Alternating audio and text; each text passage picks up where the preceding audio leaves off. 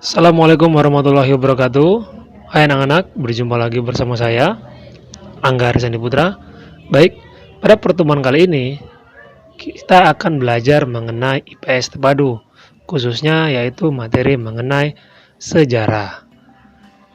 Baiklah, pada pertemuan kali ini kita akan membahas materi mengenai mengenal masa praksara. Anak-anak, ada baiknya sebelum pembelajaran kali ini kalian mempersiapkan alat tulis kalian, karena nanti ada beberapa informasi penting yang mungkin bisa kalian catat. Baiklah, materi ini atau video pembelajaran ini disampaikan khususnya untuk kelas 7 siswa-siswi SMP S Islam Al-Arif Muaro Jambi. Baik anak-anak, apakah kalian sudah mempersiapkan buku tulis kalian? Sudah? Baiklah, kita akan mulai pembelajaran pada hari ini.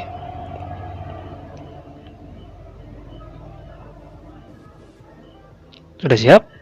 Mari kita mulai. Pada pembelajaran kali ini ada beberapa hal yang akan kita bahas, terutama dari KI dan KD, kemudian tujuan pembelajaran, materi 1, materi 2, tugas, dan terakhir yaitu profil penyusun. Tapi di sini tidak akan saya sampaikan. Baiklah, untuk tujuan pembelajaran kali ini yaitu ada dua. Yang pertama, mengetahui pengertian daripada praaksara. Dan yang kedua, mengetahui periodisasi masa praaksara. Itu adalah tujuan pembelajaran kita hari ini. Kita akan langsung masuk ke materi pertama, yaitu mengenal masa praaksara. Mengenal masa praaksara. Mari kita mulai. Praaksara berasal dari gabungan dua kata, yaitu pra dan aksara. Pra artinya belum dan aksara yang artinya tulisan. Dengan demikian, praaksara adalah masa sebelum mengenal tulisan. Kita lanjutkan.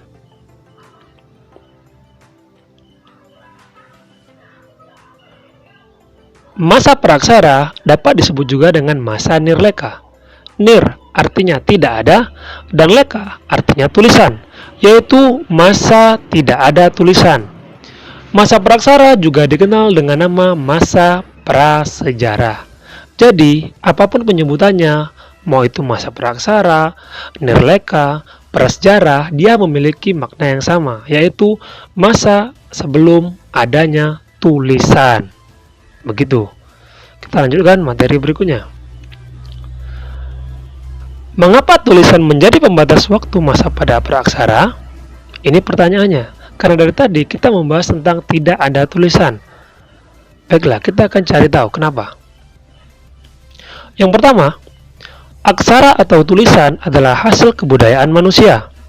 Yang kedua, fungsi utama dari aksara adalah untuk berkomunikasi dan membaca sesuatu. Yang ketiga, sekelompok manusia yang telah mengenal tulisan biasanya meninggalkan catatan tertulis kepada generasi berikutnya. Yang keempat, catatan ini dapat berupa batu tulis, yaitu prasasti dan naskah kuno. Yang kelima, dari catatan tertulis tersebut, kita dapat mengetahui kehidupan orang zaman dahulu. Dan yang keenam, dengan penemuan aksara merupakan faktor penting untuk mengetahui suatu peradaban. Lanjutkan. Lantas, kapan waktu dimulainya praaksara dan kapan waktu berakhirnya? Anak-anak, jika ada awal, pasti ada akhir. Begitu juga dengan masa praaksara. Masa praaksara dimulai sejak manusia itu ada.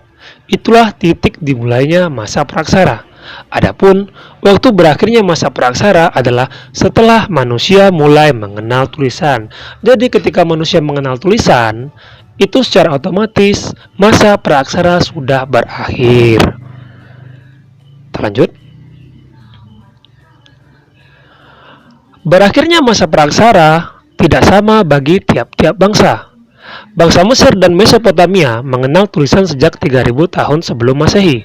Sedangkan masyarakat di Indonesia mulai mengenal tulisan sejak abad ke-5 Masehi.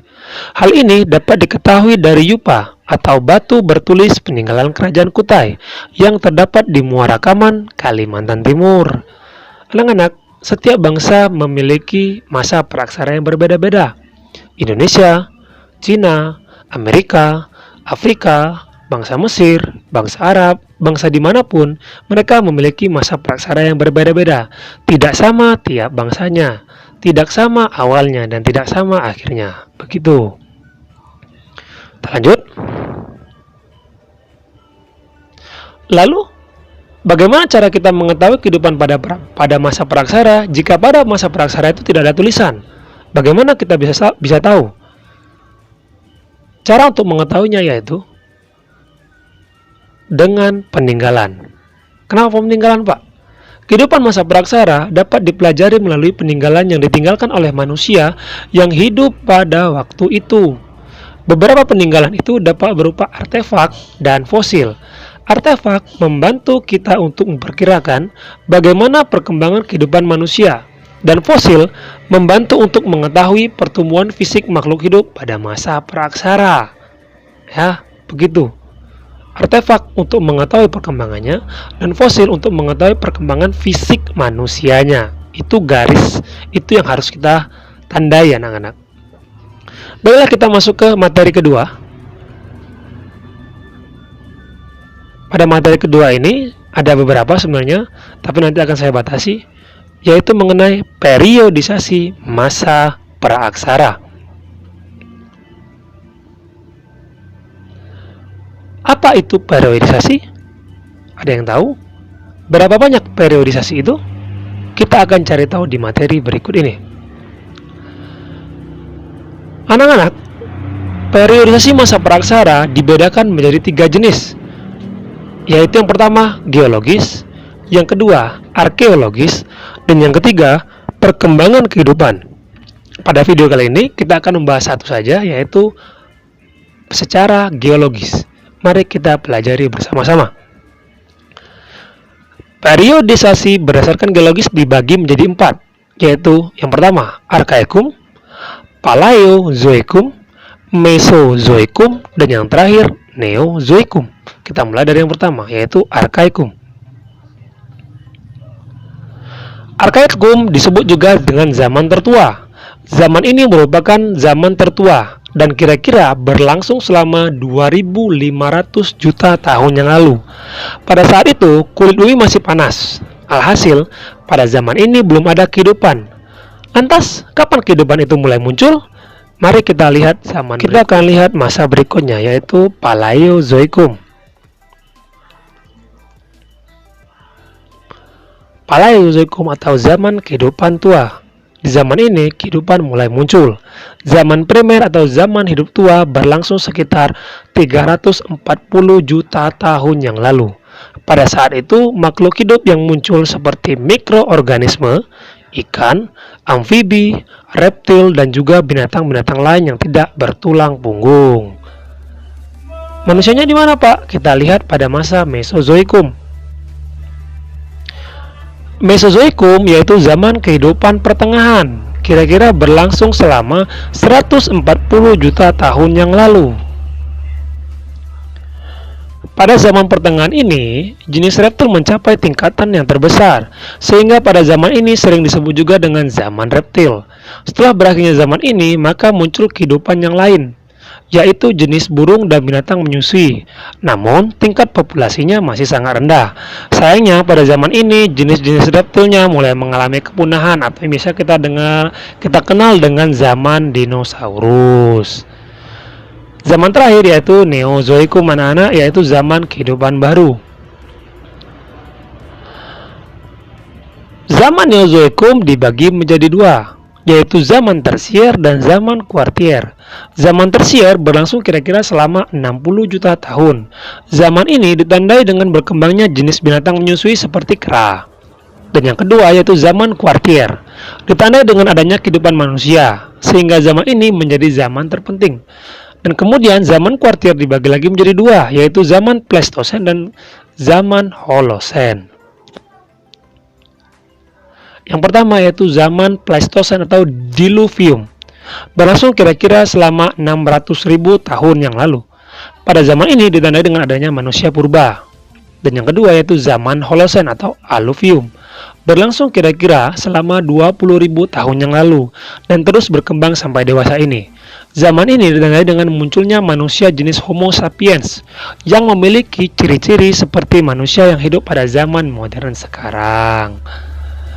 Ya, sampai segitu dulu ya anak-anak untuk materi kali ini.